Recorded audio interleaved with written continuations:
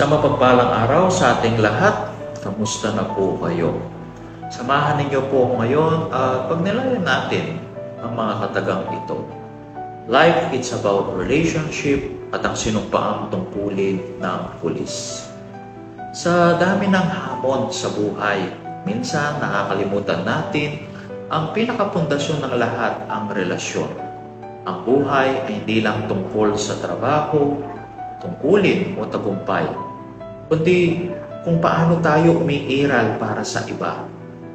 Para sa isang pulis, ang sinumpaang tungkulin ay higit pa sa serbisyong teknikal.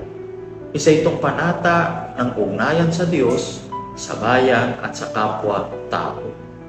Sabi nga po sa John chapter 15 and verse 13, and I quote, "Walang pag-ibig na hihigit pa sa pag-aalay ng buhay para sa kaibigan." Itong diwa ng pagiging pulis, ang kakayahang isang tabi ang sarili alang-alang sa kapayapaan, kaligtasan at kaayusan ng iba. Ngunit hindi po ito madaling gampanan sapagkat hindi lang ito trabaho. Ito ay pakikipagrelasyon sa tao, sa bawat mamamayan, kahit pa sa mga may galit o mga nawalan ng tiwala sa uniforme. Tulad din natin, ang pulis ay tao. May damdamin, may takot, napapagod at nasasaktan. Ngunit sa kabila ng lahat, pinipili pa rin nilang maglingkod dahil sa ugnayang mga tao at mga Diyos. Sila ay hindi lang tagapagpatupad ng batas.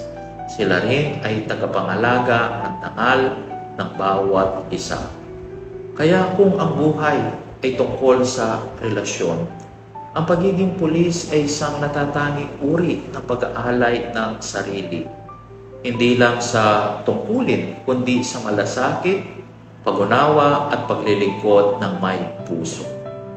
Kaya sa pagkakataong pong ito, inaanyayahan ko po kayo na alalahanin, pasalamatan natin ang ating mga kapulisan sa mga nagseserbisyo ng tapat, sa gitna ng panganib, pagod at minsan kawalang pansin.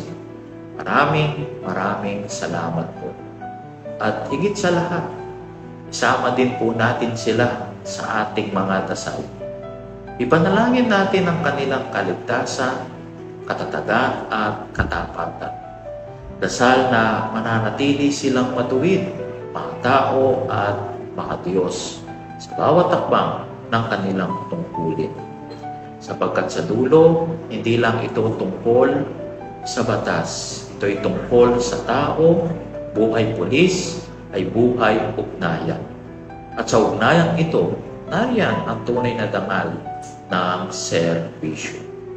At sa panghuli, we proudly extend our heartfelt congratulations to Police Major General Nicolas de Torre III, the first ever PNPA alumnus from tagapaglunsad class of 1993 to be appointed as the 31st Chief of the Philippine National Police. Your leadership marks a new chapter of excellence and integrity in public service. Mabuhay ang ating pambansang pulisya. Muli po sa mapagpalang araw sa ating lahat, and may God bless us all.